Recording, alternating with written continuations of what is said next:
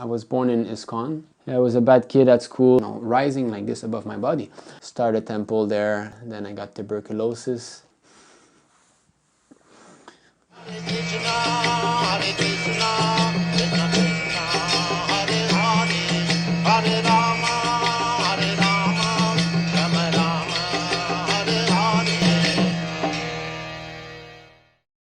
Hare Krishna, please accept my humble obeisances, all glories to Srila Prabhupada. My name is Nimai Nitai Das. For those of you who are watching this channel for the first time, this is my private YouTube channel where I post vlogs concerning our devotional activities here in China. We are preaching here in China, and you can see many of those activities in the vlogs. So you can go take a look around in the videos in my YouTube page. How we have opened a temple in the Henan province in the central of China.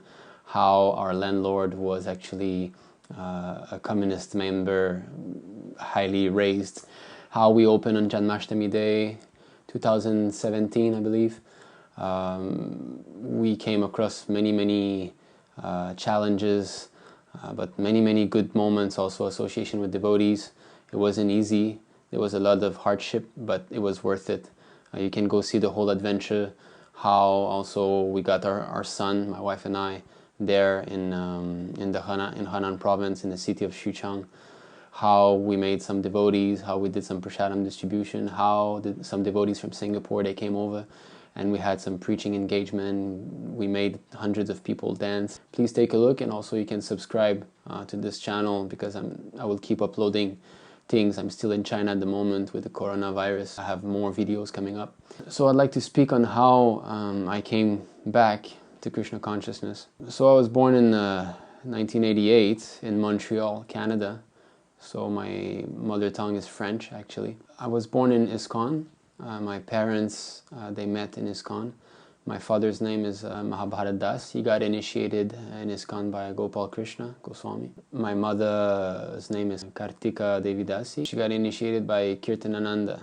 So we'll be discussing about this a bit later. My father, he joined in 84, I believe, and my mother also around those years in Montreal. He grew up as a Christian, and he was always very much interested into knowing about God. He used to tell me how he was going to the church and he really liked the incense smell, and he liked the atmosphere at the church. My father is 65, 66 now at the moment. He was describing me how he was a kid, how every Sunday it was very peaceful. Everybody was dressing very nicely and going to the church. Every churches were filled every Sunday. At least there was some God atmosphere every Sunday. But at one point he wanted to know more, and he found that the priest in Christianity could just not answer all of his questions. My mother, she is born in Brazil, and she's also from a Christian background.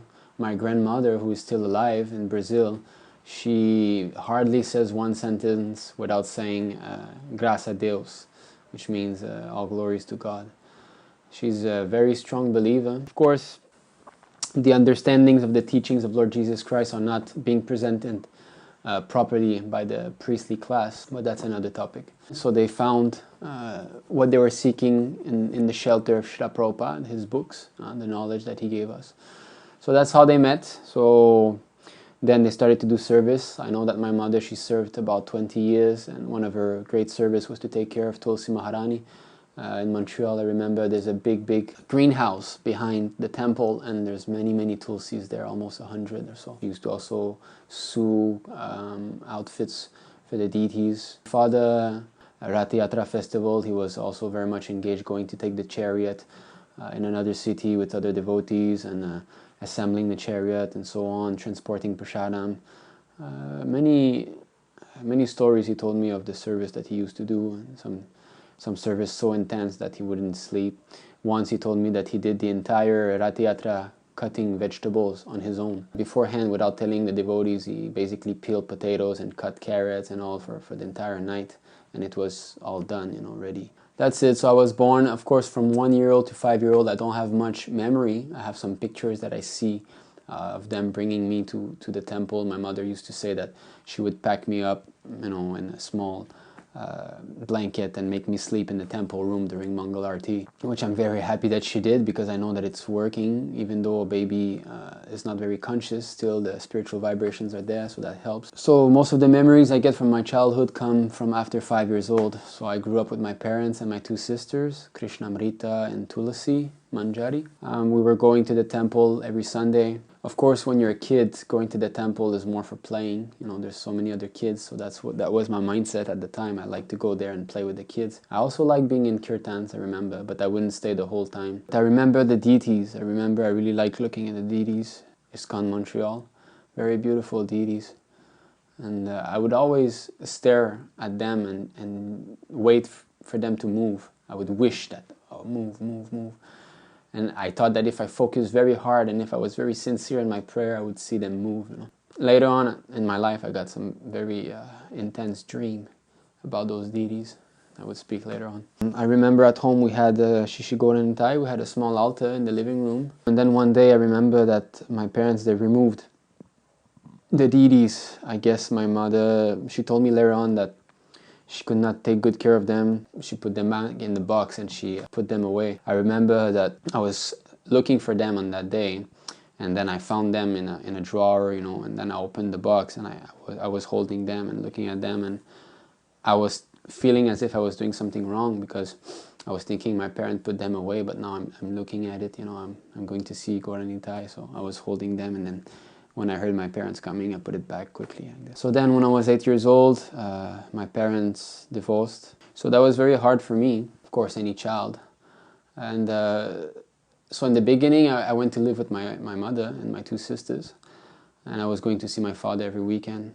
But then at that time, my father was living in only a small room. And I remember feeling very, very pained to see him like that. So I decided to go back and live with him, which is a good choice, and I see it as Krishna's arrangement now that I take a look back at my life. So many things that Krishna arranged for me to bring me back to him.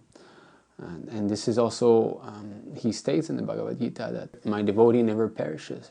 2 years after the divorce, my mother, she stopped practicing. We can see the importance of women being married. Women independently, they cannot make good progress in Krishna consciousness. This is stated by Prabhupada. They cannot rise to the mode of goodness. They need the husband to be there as their Shiksha Guru in order for them to make progress. And as much as the husband progresses, she can follow up and she can progress also. So 2 years later, I remember they were working, my sisters were working in Govinda, the restaurant Govinda at that time. And very quick, they just stopped practicing. But my father kept on, and I was with him, so he was making sure that I was chanting my rounds.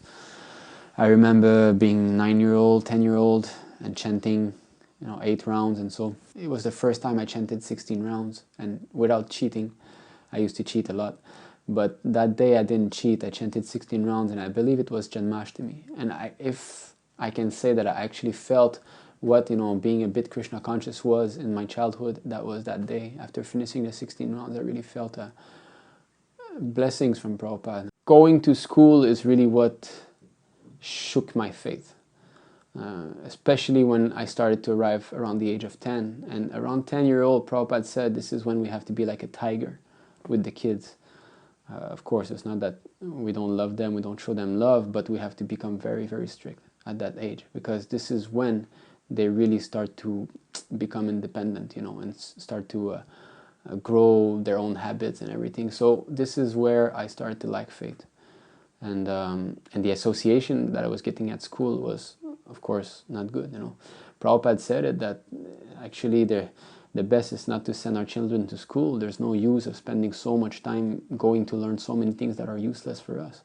A child needs to know how to read, how to write, that's all right. Very, very simple mathematics. Except this, he should engage himself in Krishna consciousness, studying Bhagavad Gita, how to be a pujari, all these things are what we actually require. We're a spirit soul, and our business is to reconnect with Krishna. We are not this material body, so all this material knowledge for us is temporary.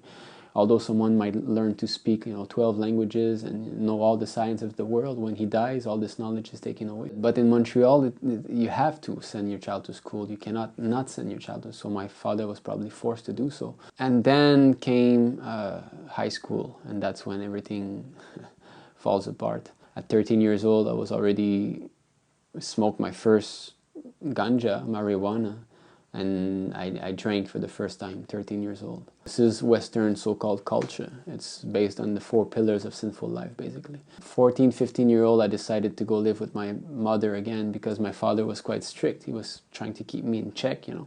But I knew my mother wouldn't be able to, and that's what I wanted. So even though I was just a 14-year-old, 13-year-old kid, still I had my free will and I made the wrong choice. Even at such a young age, we have to be careful, you know, we're going to be reaping the result of our actions. So I decided to go with my mother, and that was it. She could not control me. Then by that time, of course, forget about Krishna, forget about God and all. So 15, 16 years old, and you know, I became smoking weed, and I even started to sell ganja in Montreal. And I was a bad kid at school. I would skip schools. I got kicked out of 2 different schools, and you know, gotten into fights and all of this stuff. But although I was going through all this thing, I always had some little spark of wanting to know more, you know, that still remained. Because after all, in the Bhagavad Gita, Krishna says that one who is born in a devotee family started this process in his past life. So there was something there, you know. I wanted to know, but at the same time I was just too hooked. So when I was 17, I was seeking something true, meaningful, and I thought that the army would be the answer. The camaraderie that I could get with other soldiers would be something that tangible, you know, true. And hopefully the Lord made arrangement that I broke my knee just before starting the training in the army. I broke my knee playing soccer, football, ligaments torn out completely, snapped off. I thought that, yeah, this is my path now. I'll be a soccer player, you know, as a pastime, and be in the army. So when this happened, I really was kind of destroyed, and I felt into a very distressful situation, and I actually wanted to experience the dark side of life because I was falling into a depression. I was thinking that let me sink into that depression as bottom as possible and see if there's something there. Actually, I was trying to experience the mode of ignorance and come in contact with, you know, ghostly beings and all. Actually, the house where I was living was haunted. My mother's house where I was living, it was haunted. There were ghosts there. And I think that also played on my mind. I was in my bathroom, I was looking at the mirror, and then suddenly a brush for the hair, being a few meters away, just flew and hit me on the shoulder. There was nobody in the bathroom. There's no other door, nothing, no window. No.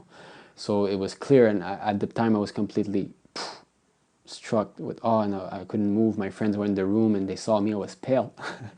And they said, what happened, you know? And I said, we gotta go out, we have to leave now.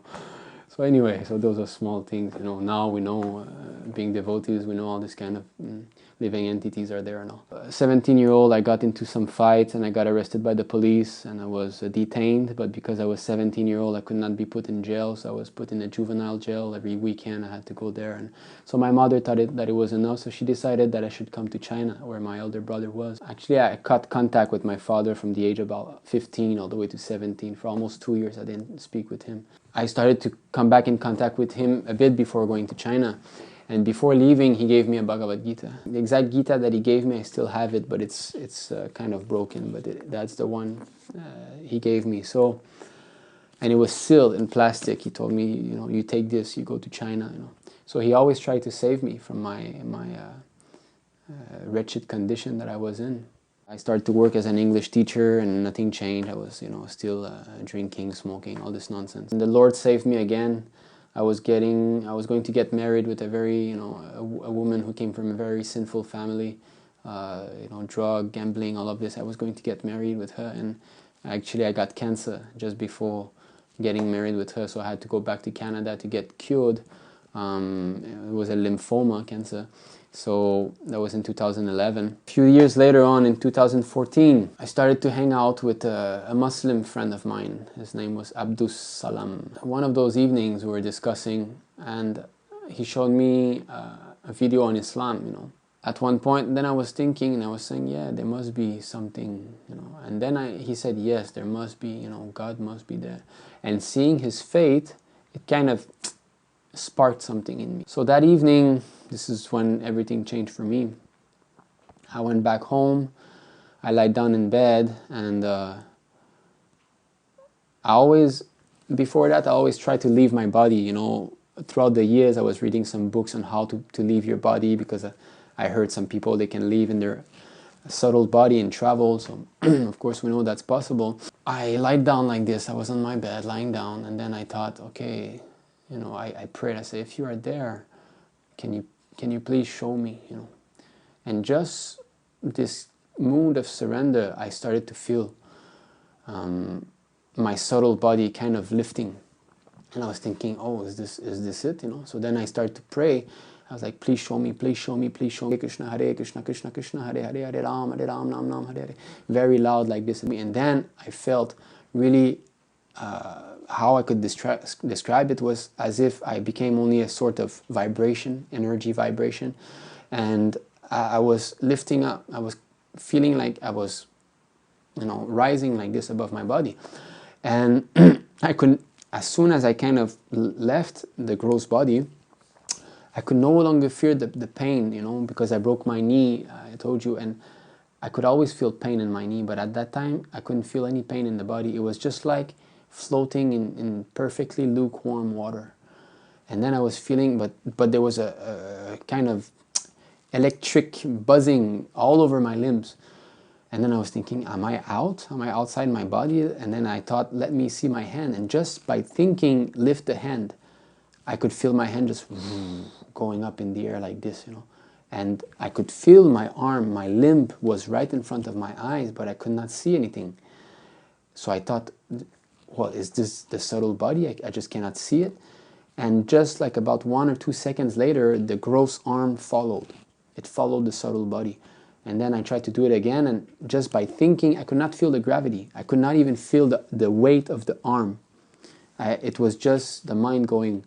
And I was thinking, move the arm there, and I could feel the subtle arm going there, and then the gross arm following. So I did that a few times, and then I kind of panicked, and I was like, wow, what is going on? It was real. I was completely awake. So then I came back in slowly. I felt that I was coming back. I was starting to feel my ribs, and, you know, the beat of my heart and the lungs, and all the pain came back. I got on my knees and I started to cry and cry and cry, and I said, thank you, thank you. I said, you're there, you know, it's true, you're there. I asked for you to show me, and you've showed me. I'm not this body. The Bhagavad Gita was still sealed after all these years. I opened it, and then I started to read. And throughout that evening, that night, and that whole morning, so many things after that happened to me. Things that I've shared with only a few people in my life. And I mean, the experience that really was out of the common. The pitch of consciousness just went up the roof in such a short time. So after that, that was it. I was convinced. I wrote an email to all my family members. I said, that's it, you know, I'm convinced God exists. So I had some beads. I started to chant Hare Krishna on this, and I started to read Prabhupada books. So then slowly the process started. I bought a lot of books online, Chinese books, and I just went outside and started to give to people. I would see, I print a lot of pictures, Krishna pictures, and I would give to all those aunties and all. I was still eating meat. Then first thing I gave up was the music. I stopped listening to any other music. I was just listening to Prabhupada Bhajan. I had a small car, and I was always put Prabhupada Bhajan in the car. The beginning was really just like a roller coaster for me. I mean, sometimes I was smoking weed, and then right after smoking weed, I would chant Hare Krishna and read Prabhupada books, you know. It was really just, I was just trying to come out of that conditioning. It was very hard for me because I started to eat meat at 13 years old. I was born vegetarian, you know, but 13 years old I started to eat meat.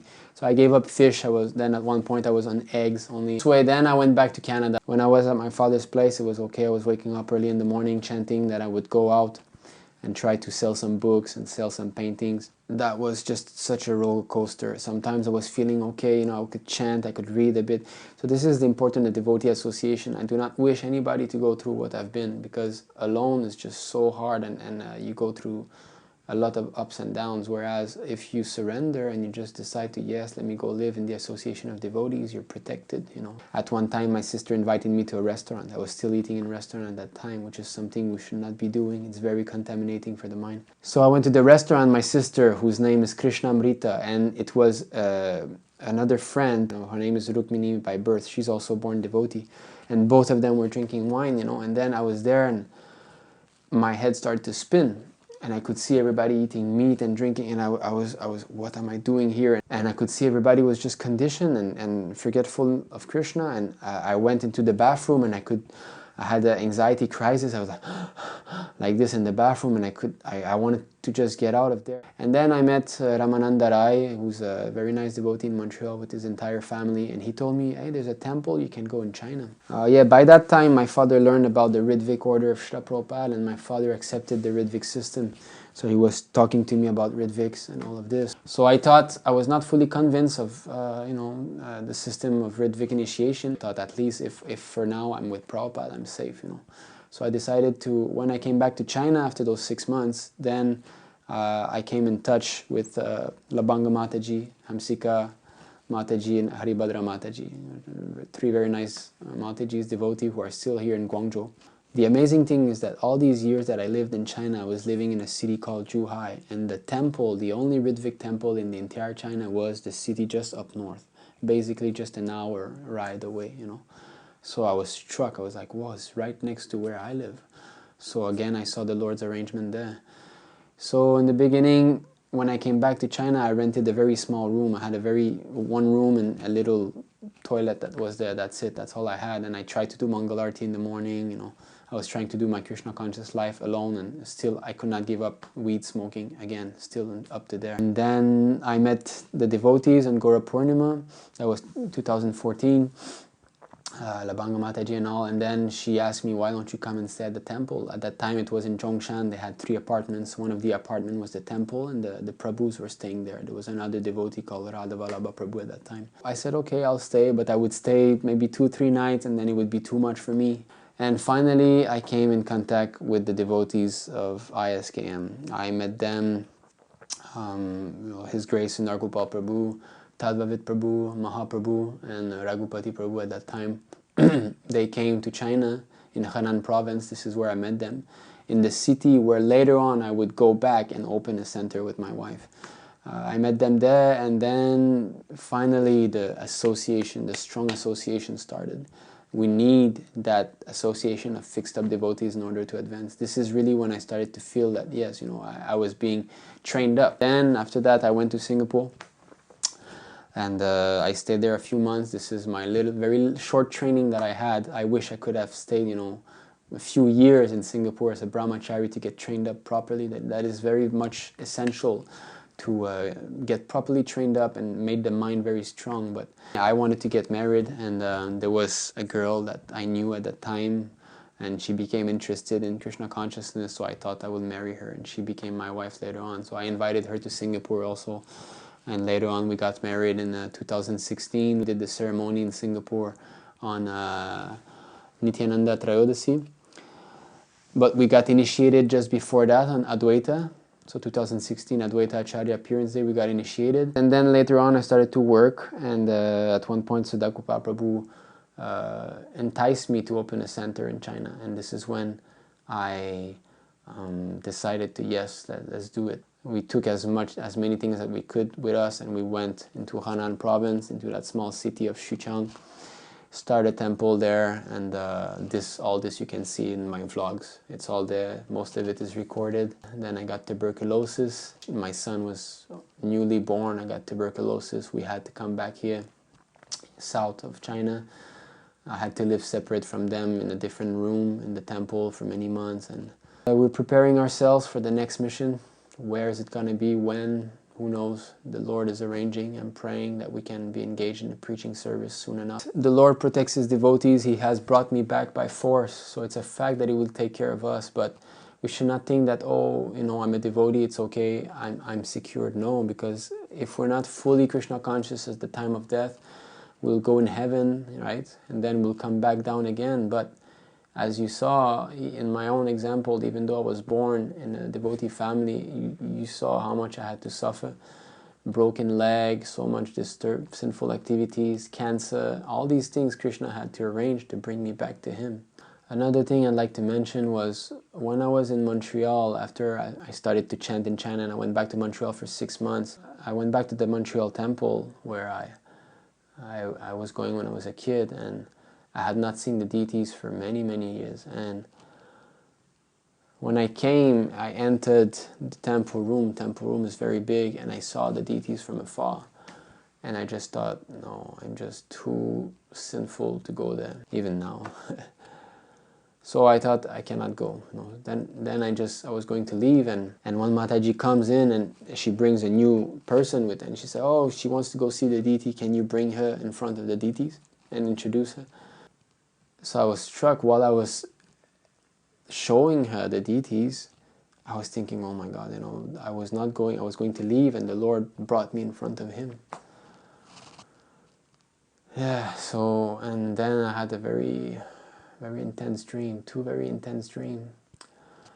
One dream was, I was a kid again, I was young, and I was in the temple, and it was empty, in the Montreal temple, and then I entered the temple room just like a kid, when I was a kid, and I entered the temple room, and then I saw Krishna in his deity form, kneeling down on one knee and spreading his arms like this to receive me as if I was running to hug him. That dream really struck me, and it was as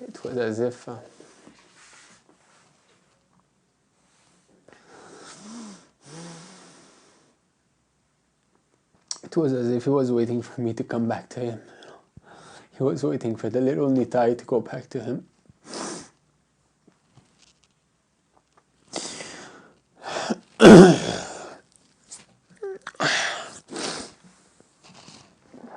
Excuse me.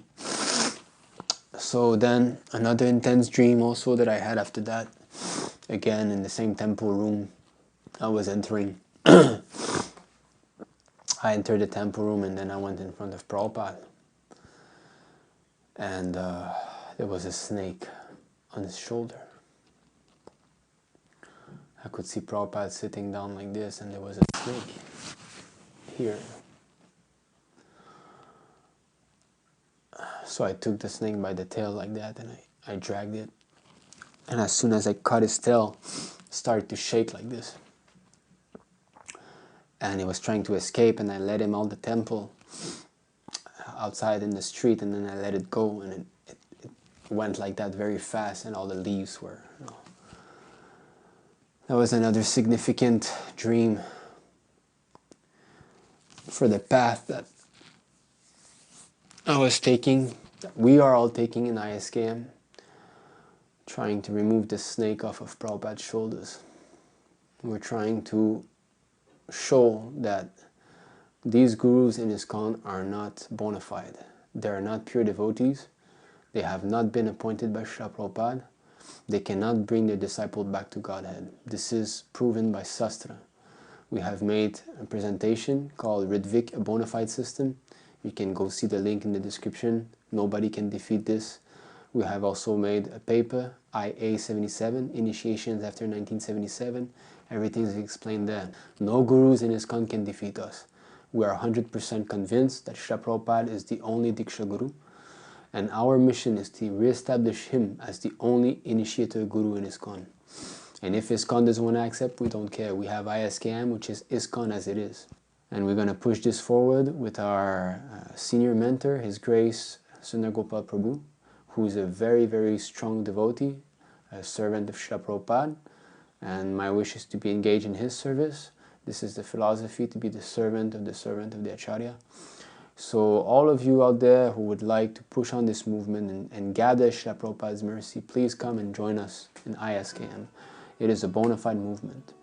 The devotees are very much fixed up, they're very sincere, and their desire is to please Prabhupada. So help us push this movement. My name is Nimai Nitai Das. I'm a disciple of His Divine Grace A.C. Bhaktivedanta Swami Prabhupada. Hare Krishna.